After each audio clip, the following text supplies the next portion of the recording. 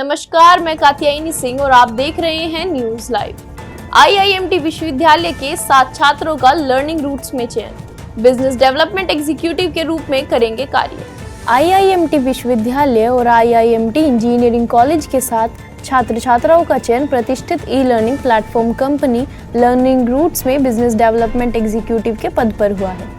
Training and placement cell के HOD Abhishek Verma ने बताया कि लर्निंग रूट्स के अधिकारियों ने Krish Gupta BTech CS, Nikita BBA, Anushka Grover BCA, Jeetu Meena BCA, Vishwajeet Kumar MBA, Nandini Singh MBA, Tanya Tyagi MBA AKTU का चयन किया है। बिजनेस डेवलपमेंट एग्जीक्यूटिव के रूप में इन विद्यार्थियों को 5.7 लाख से लेकर 6.6 लाख रुपए प्रति वर्ष वेतनमान के अतिरिक्त इंसेंटिव भी मिलेंगे। आईआईएमटी विश्वविद्यालय के कुलाधिपति योगेश मोहन जी गुप्ता, प्रति कुलाधिपति डॉक्टर मयंक अग्रवाल और कुलपति डॉक्टर दीपा शर्मा ने चयनित विद्यार्थियों को बधाई देते हुए उनके उज्जवल भविष्य की कामना की है। इस प्लेसमेंट अभियान को सफल बनाने में ट्रेनिंग एंड प्लेसमेंट सेल के senior placement executive officer Surendra Chauhan, placement executive Abhishek Singh आदि का विशेष सहयोग रहा।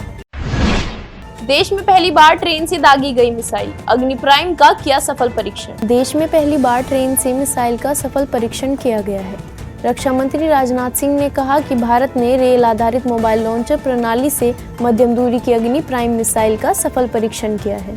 अगली पीढ़ी की यह मिसाइल 2000 किलोमीटर तक मारक क्षमता के लिए डिजाइन की गई है।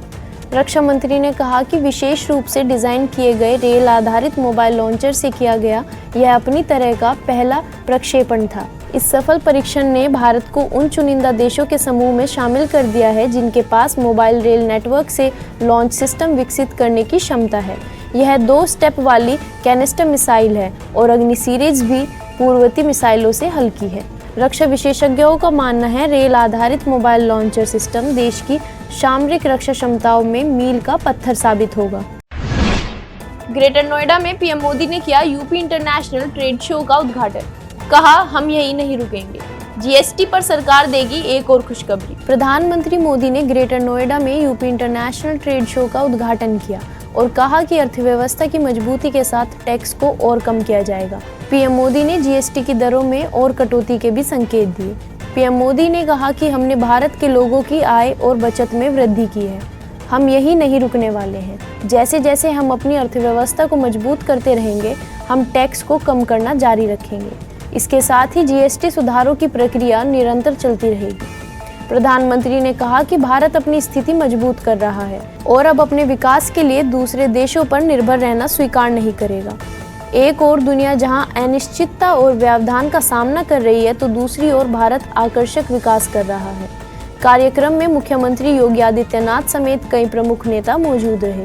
वहीं ग्रेटर नोएडा के बाद प्रधानमंत्री मोदी राजस्थान के बांसवाड़ा पहुंचे और 50,000 करोड़ रुपए की लागत से बनने वाले 2800 मेगावाट क्षमता के परमाणु बिजलीघर संयंत्र की आधारशिला रखी।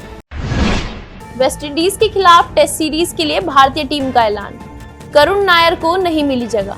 वेस्टइंडीज के खिलाफ अक्टूबर में होने वाले 2 टेस्ट मैचों की सीरीज के लिए भारतीय टीम का ऐलान कर दिया गया है। टीम में एन जगदीशन को वैकल्पिक विकेटकीपर के रूप में शामिल किया गया है, जबकि करुण नायर, शार्दुल ठाकुर और श्रेयस अय्यर को जगह नहीं मिली है।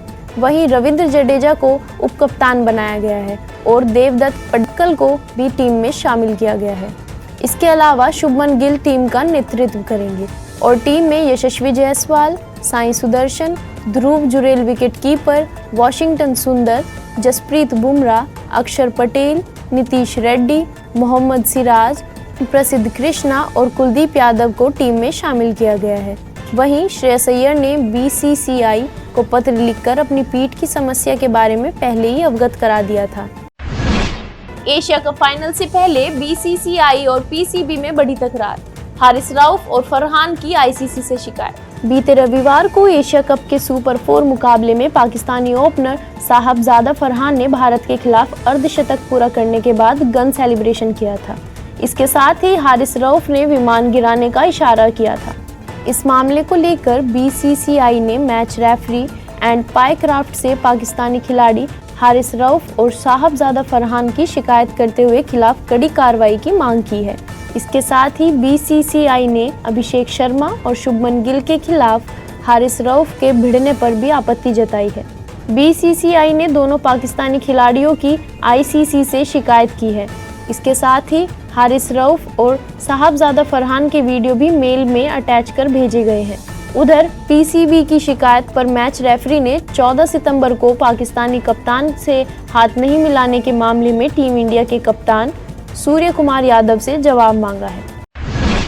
गिरावट के बाद संभला शेयर बाजार, 100 अंक से ज्यादा चढ़ा सेंसेक्स। घरेलू शेयर बाजार में आज गिरावट आई और इस दौरान सेंसेक्स 200 अंक से ज्यादा लुढ़क कर 81,550 पर कारोबार करता रहा।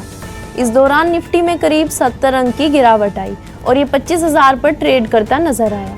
सेंसेक्स के 30 शेयरों में से 23 में गिरावट दर्ज की गई, जबकि 7 शेयरों में तेजी आई। आज ऑटो, आईटी और बैंकिंग शेयर्स में ज्यादा गिरावट का रुख रहा।